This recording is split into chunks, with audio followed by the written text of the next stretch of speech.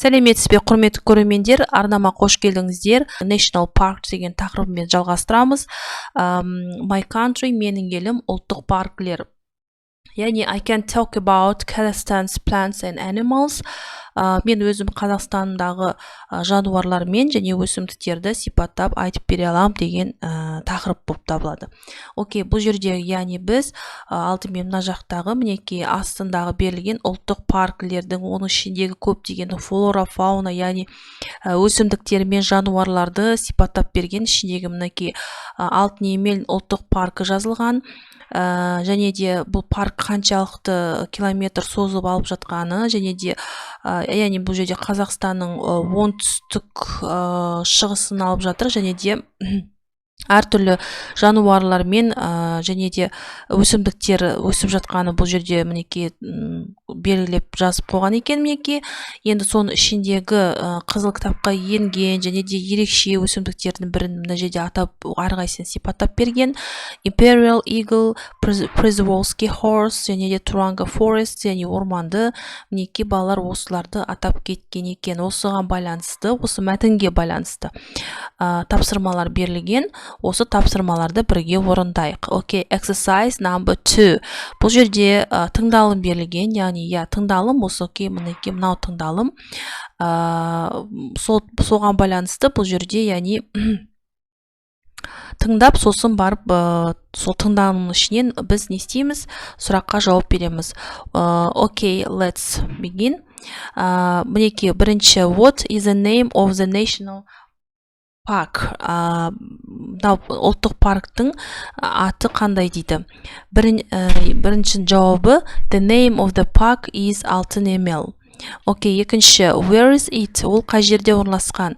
It is in the southeast of Kazakhstan, between the Aktau Mountains and the river Ili. Окей, үшіншісі, what is the landscape like? Ол жердегі ландшафты қандай деп жазып қойған? Жауабы, the landscape is dry, there are mountains and sand dunes. Төртінші, what animals and plants do you find there? Ол жерде сіз, яғни саябақта айтып тұр, соның ішінде сіз қандай жануарларды көре аласыз? Бар дейді, енді жануарлар мен өсімдіктер бар. Төртіншісіне жауап береміз. You can find fish, 260 species of vertebrates, birds including 4 types of eagle, and Przewalski's horses and owls. And the fifth, what unusual sights can you see in the park? Сіз ол жерде паркте қандай ерекше көрнекі жерлер таба аласыз немесе білесіз дейді. You can see singing and dunes and rocks with the very old paintings on them. Жауабы. Алтыншысы, what are some of the unusual animals and plants in the park? Яғни ол жердегі парктегі, яғни саябақтағы қандай ерекше жануарлар мен өсімдіктерді атап кете аласыз, яғни сон ең ерекшесі деп қойған. Бұл жердегі ең ерекшесі, there are imperial eagles, eagle owls, Przewalski's horse, and 11 species on Kazakhstan's red and Turanga trees. Мінекей жауабы осы. Окей, арғарай кетеміз. Put the words in blue. Blue деп тұрған мінекей мына сөздерді айтады. Бұл жерде, яғни жаңа сөздер blue. From the text in the correct column. Бұл жерде біз бетеміз балалар. Берілген мынау мәтіннің ішіндегі мынау берілген тек көк сөздеріне ғана назар аударамыз. Сол көк сөздердің біз ішінде көк сөздердің бірі жануарларға тек арналған, және де өсімдіктерге арналған. Соларды біз мінекей animals деп тұрған жануар, plants деген өсімдіктер, осыларды теріп астына жазады екен біз, мінекей fish деп қойған. Окей, ал енді оның жауабын көретін болсақ, мінекей vertebrates, animalsқа imperial eagles, golden eagles, eagle owls, Przewalski's horse деген сияқты, иә. Ал plantsқа тек үшеу ғана жазатады. Ол деген willows, honeysuckles, tranga trees. Ал енді сіздер мінекей түсінбеулеріңіз мүмкін. Бұл жерде неге аудармайды деп, мінекей бұл жерде мен енді мына жерде жақсы аударып қойған. Мінекей даже суретімен тұр. Мінекей қараңыздаршы, willows деген қызыл тал. Бұл жерде яғни қызыл тал деп атайды. Суретін беріп қойған, талдың бір түрі, мінекей көрдіңіздер ма? Және де honeysuckles дегеніміз ырғай. Ырғайды міне өсімдік бір ағашы. Fish енді оны жақсы білесіздер, балық. Vertebrates деген ол омыртқалылар. Imperial eagle дегеніміз империялық қыран. Ары қарай golden eagle алтын қыран. Eagle owls деген қыран үкілер. Przewalski's horse деген Przewalski жылқылары. Соңғы жаңағы бұл жерде мінекей tranga деп қойған. Tranga trees дегеніміз тұранға ағаштары. Тұранға ағаштары екен. Осындай ағаштар да бар екен ол жақта. Okay, next exercise number 4.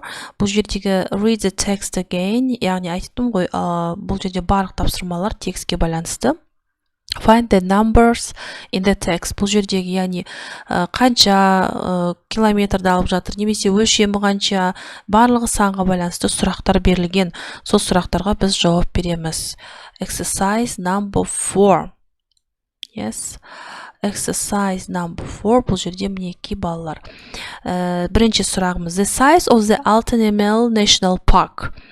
4,600 kilometers болады. Бұл жерде енді қараңыздар. Ал екінші. The number of plant types болады жауабы 1800 болады екен. Үшінші. The number of animal species in danger 11. Number 4, the height of the sand dunes 500 meter. Yeah, төртіншісі. Бесінші, the age of the animal paintings on the rocks 3000. 3000 деген.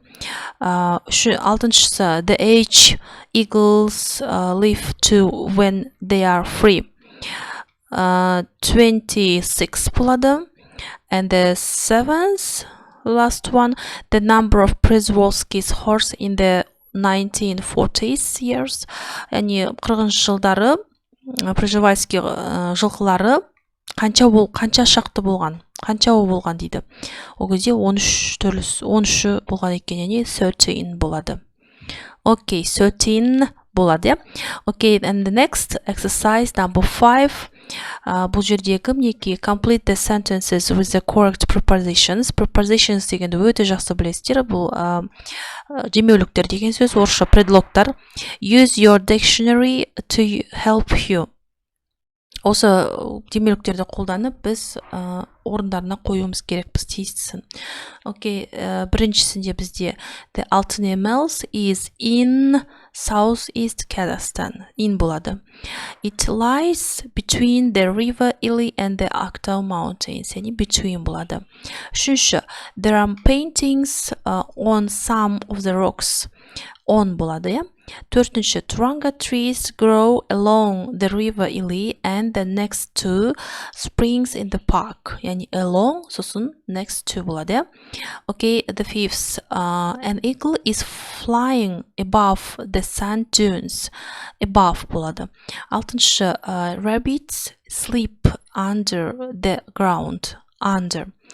Жетіншісі, is there a pony behind those trees? I can't see it.